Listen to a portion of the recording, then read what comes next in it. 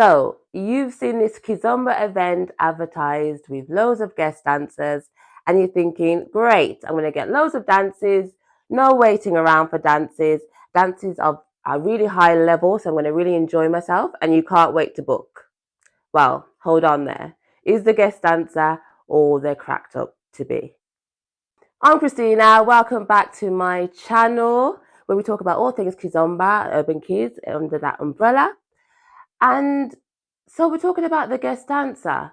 So what is a guest dancer? Well, the first thing that they're not a taxi dancer. A taxi dancer is specifically invited to an event because of their level of dance or their popularity as a taxi team. They're actually hired and they've got conditions. So they normally have, like, say, 2 to 3 hours of social dancing, as they have to be present on the dance floor, social dancing with people for a specified amount of hours. That's all. That is kind of agreed with the organization how many hours per night that they have to do. So they don't pay for their pass or entry to get into the event. They have their 2 to 3 hours per night, or whatever the condition is. They're expected to rotate their dances. So that means maybe, say, no more than 3 dances per person with any specific person. They're expected to dance with anybody, and everybody. So unless they're tired or need to go to the toilet at that particular moment, they're typically not going to say no to a dance if you approach them, which is really good for like beginners. They feel comfortable to ask a taxi dancer for a dance. And what's really good about taxi dancers, what they should be wearing is like a wristband to tell you that they're on shift and they're available to dance. So including getting like a free pass, they might also get some other perks for being a taxi dancer. So they might get drinks or snacks during the event. They might get some help towards their travel and accommodation, so that they're not paying for that themselves or not fully themselves. And in exchange, they will be on the dance floor dancing with people, and they will also normally do some sort of promotion of the event for the organizer. So sharing the event or like an event frame on their social media. A guest dancer is again someone of a specific level of dancing. So they're normally experienced in that particular dance style, so like Kizomba or Urban Kids, or they might have some popularity in that dance style, so they might be a little bit known among the dance community and known for their way of dancing or their dance level as well. But the main thing is they're under no obligation to basically do anything. So they're not under any obligation to say dance 2 hours at night. They're under no obligation to dance with everyone sort of thing or dance with beginners. Um, they basically get a free pass. They might also get some of the perks with maybe food, drinks, but they're not under any obligation to dance with anyone. So why are we using guest dancers? Why is the Kizomba and Urban Kids seen using guest dancers? Because we seem to be using them a lot more than, say, salsa and bachata. And I would say between Kizomba and Urban Kids, the Kizomba scene uses less guest dancers than the Urban Kids scene. So it really seems to be a thing that the Urban Kids scene is using the guest dancer. So I think what happened maybe in the beginning is that there's an imbalance ratio that we kind of, if you've been dancing Kizomba and Urban Kids for kind of more than a year, you would at least kind of experience or probably have experienced imbalance on the dance floor. So what that means is there's typically more followers on the dance scene waiting for dances than there are leads. There's more followers than there are leads, or more women than there are leads, men. So there's an imbalance. So what I think happened is that we got the taxi dancer originally to help with that imbalance. And because the taxi dancer is dancing with everyone, and most importantly, they're only dancing, say, maximum 3 dances with any specific person, there's a lot more rotation on the floor and the imbalance isn't so felt. So you, as a follower, myself included, I'm a follower mainly on the dance floor, you're not feeling that imbalance and waiting around as long. And why the taxi dancer is needed more, I would say, in Kizomba and Urban Kids than salsa and bachata is because salsa and bachata, you tend to dance one song and then you rotate partners. And if someone dances two songs, they're specifically asking you, okay, to dance a second song. Well, that's not happening in the Kizomba and Urban Kids scene. We like to talk a lot about this thing, connection. The DJs also, they mix very well. They do their job as a DJ. And so the reason that, and we don't play the song typically what's happening from the start to the end and then stop and then the next song, which happens in salsa and bachata. So the way the music is mixed, it it kind of encourages people to dance longer with the same person, and because of this connection, the kizomba is the chest to chest connection, and then a bit more of a closeness in the dance. There are some types of music, sort of like um, the ghetto zouk or tadashina or douceur types of music that are slower, more romantic, which kind of also doesn't encourage partner swapping. So there's that. And there's a lot of things that kind of go on, probably needs a separate video, why there's less kind of partner swapping in Kizomba and Urban Kids, and why the taxi dancer then kind of is more needed in on that scene than it is salsa and bachata. Um, and I don't know what took place between the taxi dancer and then evolving into a guest dancer rather than a taxi dancer. But because to me there should be kind of, in my personal opinion, you have your taxi dancer, you have your artist, and that's pretty much it, to be honest. Like your artist that you've booked to teach on the event, and that's pretty much it. You will, like as an organizer, you will have some guests that haven't paid to come into the event, but I think that is really because of kind of the support that you're showing to each other. So it might be another organizer um, that you have, that you support each other's events, to help promote or each other's events, and so therefore you're not going to charge them to come into your event, but you don't expect them to do shifts like a taxi dancer. So there will be that guest, that person that is there or that might be in your event, but I don't think we need to be advertising that those people as guest dancers. And I'll go further into that, in my opinion, why that is, because there are quite a lot of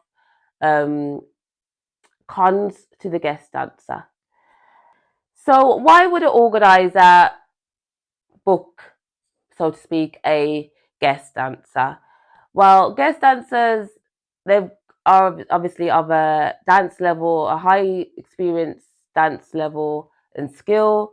They might be popular, so it encourages more attendees to their events, which means there's more ticket sales basically. And not only that, the guest dancers, if you've selected them well, they kind of bring this an energy to the event. The more of a buzz around your event. Um, like you said, they are a high level. So if you do get to dance with a guest dancer, you typically might enjoy the dance more if you're of also a high level, so to speak. So there are reasons why someone would ask a guest dancer, and also to help promotion as well. So if they're sharing the event on their side, on their social media, that encourages more eyeballs on the event, which then hopefully would have more attendees and more people enjoying the event, coming to the event. But why that over a taxi dancer, I'm not too sure.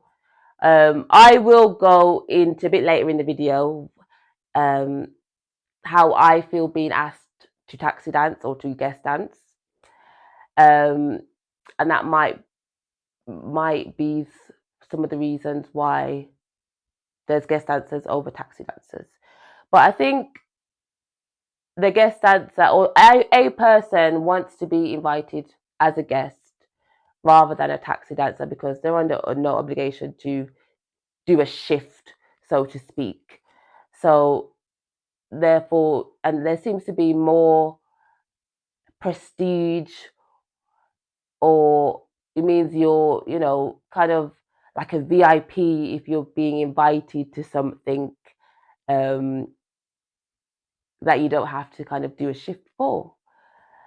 So, what are the main problems that I see kind of on the dance floor in events that you kind of experience with guest dancers? And I think that's why they get the guest dancer can get a bad rep. The main One of the main ones is because they're under no obligation to do kind of set shifts or set rotations um, on the dance floor.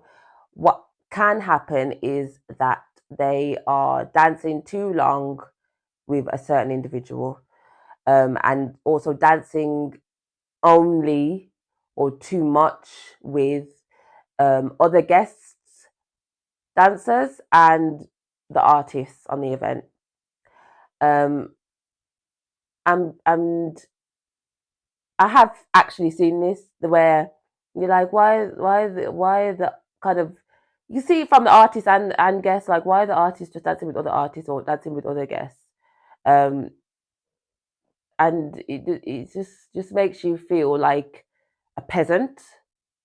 Do you know what I mean? And like, you've paid your money to go to an event and you feel like a peasant, and I think that is the problem with the guest dancer is there's already a hierarchy system in society, in any kind of community already. Yeah, there is. You have your maybe your organizer or your famous artist at the top. Then you've got your kind of uh, less experienced or less famous artists, or maybe new emerging talent, and then you've got your uh, like students of that, people that are taking lessons, and within that you've got advanced level, so to speak, in the intermediate and beginner. So there's already a hierarchy system kind of not necessarily spoken about, that's already there, and then now you're adding in this guest dancer in the hierarchy system between kind of in where they're kind of coming in. This is just in my opinion, where they're kind of coming in sort of like emerging kind of artists, maybe, or maybe they are an artist, but they're not particularly booked on that event because you've got your famous artists booked instead. Um, so so therefore, then you get this kind of VIP feeling, and it's nice when you're on the receiving end. It's all very nice where it's all right for me, where it's all nice when you're on the receiving end, but it's not necessarily nice when you're like just attending an event and you booked your pass and whatnot, and then they're not being particularly welcoming, or you feel, especially a beginner, they're not going to necessarily feel comfortable to ask like a popular guest dancer to dance. And if like taxi dancers, in contrast, actually go to those specific people that are sitting down or that they've noticed that aren't dancing much and go and ask them for a dance. A guest dancer's not doing that. Do you know what I mean? The guest dancer is uh might, because they have already a popularity, they're being invited, rather than potentially doing the inviting. Um, so you can put this kind of us and them feel in an event when you've kind of booked a guest dancer in the first place to get the energy up, get the buzzer going, but you've kind of been in a catch-22 situation. Um, so that's one of the main drawbacks that I'm seeing, and cons, and where the bad rep is coming from. Um, as someone who's also I've organised events in Birmingham in UK, my home city. Um, what's very annoying with some guest dancers, obviously it's not everyone, um, is that they don't help share your event. So what was the point in inviting them? They don't help share your event, or which is just as bad, they share it on the day or the day before. And we've all heard of social media algorithms. There's literally like no point in you sharing it the day before. Like, I wanted people to see that you're going to be there, or that this event is happening, or it's a cool event. So I wanted it to be, and I've invited you. I wouldn't invite someone as a guest dancer the day before, 2 days before. I would have invited them probably like a month prior. So I don't expect why the event's only been shared the day before. Um, so yeah, there's a few cons there with some guest dancers, and they're not really, the guest dancer and even the taxi dancer and pretty much everything you kind of do in life. It's it's supposed to be a two-way street where you get some benefits, the other person gets some benefits. That's kind of why we're doing it. So if there isn't this mutual benefit between the organizer, the guest dancer, and the attendee of the event, then there's no point in having them there. So, how do I feel about being invited as a guest dancer or as a taxi dancer?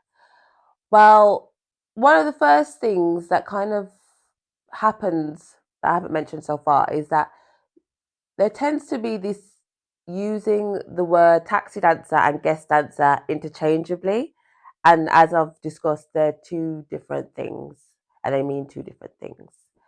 So let's not, and I've had invites where they've started off inviting you as a guest dancer, and then later on down in the invite, they're talking about you as a taxi dancer, or they invite you at the top as a taxi dancer, and then when you've asked for further clarification, it's actually a guest dancer that they're asking. Or maybe it wasn't. Maybe they were asking you as a taxi dancer, and then to see your kind of response, and then trying to modify what they've asked, and then say, "Oh, it's a guest dancer invitation." So let's do it first as an invite as a guest dancer. So an invite as a guest dancer, I I'll tell you the truth, it's a bit of a dodgy one. There's obviously thankful, grateful that I'm glad that they kind of, they see my dance level in Kizomba and Urban Kiz. Um, so I'm glad that they appreciate that dance level. But at the same time, I also teach Kizomba and Urban Kids now. Um, and for the most part of that, I was doing a kind of, well, I only kind of teach like lady style or solo body movement predominantly, because I didn't have a dance partner. Or if I did teach a partner work class, I would go then and have to find someone to kind of teach with me, because I don't like to teach um, partner work classes as a lead. It's a lot of work to do all the lead teaching and then go and teach also the follow part there. It's actually better if there is someone teaching the lead, or can at least show the lead, and someone teaching the follow. And my specialism is in teaching um, follow, technique, and styling. So that is what I prefer to do, and those are the kind of bookings I prefer to take. So that being said, I could understand why they might not invite me as a teacher, because of that. That might not be what they, one of the things that they want to be taught on their event. They might not want solo body movement or lady styling at that time.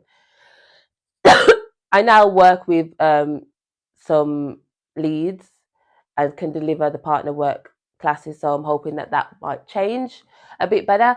But typically speaking, it's a bit of a grey, dodgy. You have to be careful of who you ask to be. If they're teaching and they've got content out there, they're getting bookings out there as a teacher, you do have to be careful who you're asking to be a guest, because it's very easy for them to, to feel insulted kind of ways, like, I'm not a guest, I'm a teacher.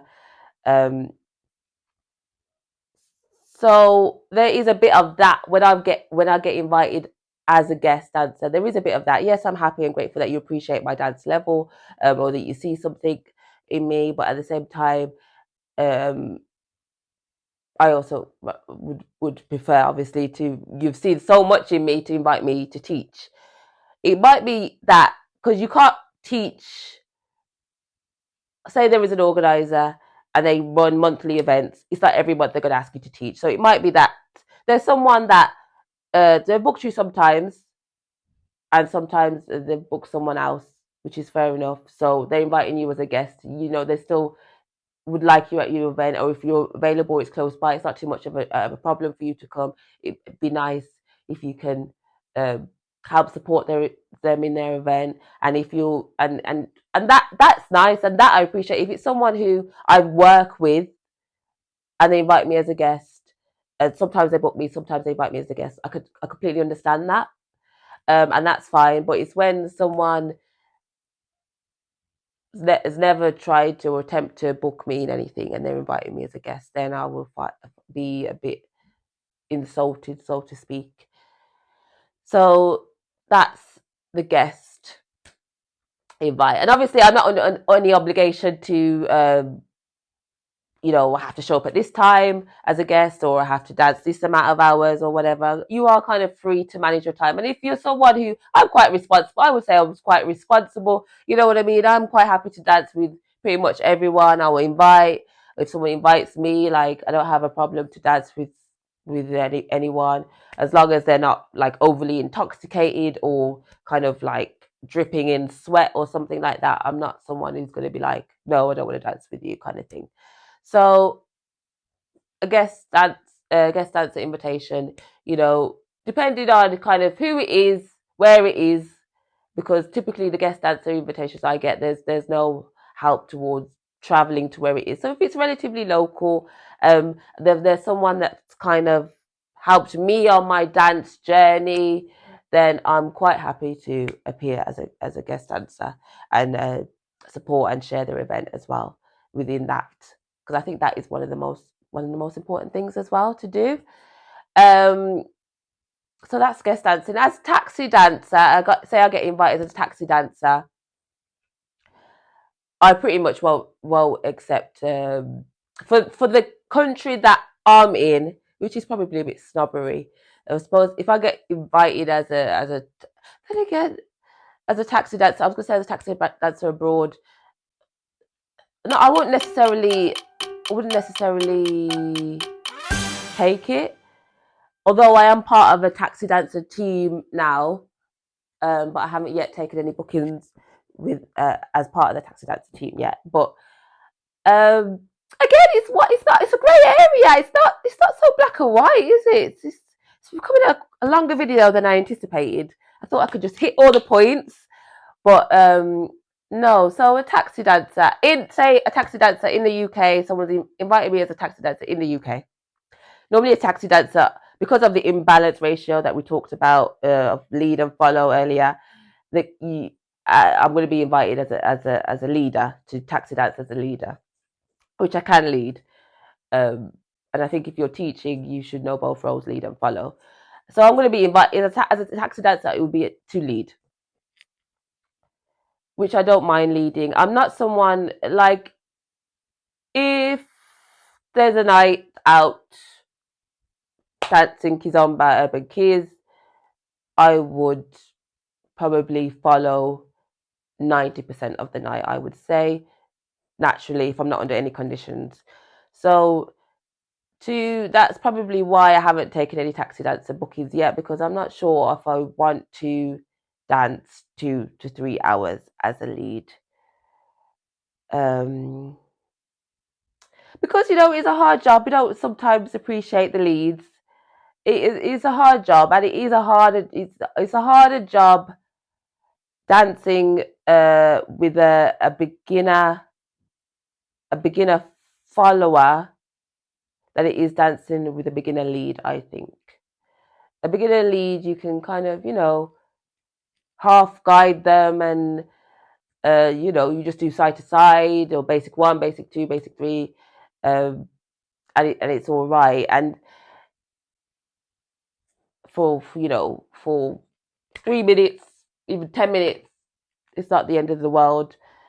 Um, Dancing with leading a beginner follower, I've found that it just can really hurt your arm. Maybe I'm trying to push them a little bit or challenge them a little bit too much, but depending on it's obviously, again, it's very individual basis. Depending on it can really be heavy on and taxing on the body. It is more taxing on the body to dance with a beginner follower than a beginner lead. That's why followers, it is important to be doing classes. Don't think that you can learn everything in social dancing. No, it is important to be doing classes, because it is quite taxing on the body. So that's why I'm not too sure I want to do taxi dancing. If I want to do more hours at work, I would do more hours at my kind of main job, what I do for money. I, and I'd rather just the money that I earn from that job to book an event and go and enjoy the event without any conditions and uh, specific things that I have to do, kind of thing. But that's just me. I do think taxi dancing can be really good because it will increase your connections that you make with people and build relationships with different people, um, attendees, organizers, uh, other talent, upcoming talent, artists, and you know what I mean. So that's why I kind of have gone on to join a taxi team, but yeah, I haven't taken any bookings for the reasons that I've kind of specified. Um, and in taxi dancing in the UK, I do get insulted if someone's asking me to taxi dance in the UK. Um, to be honest, unless it's like a bigger festival,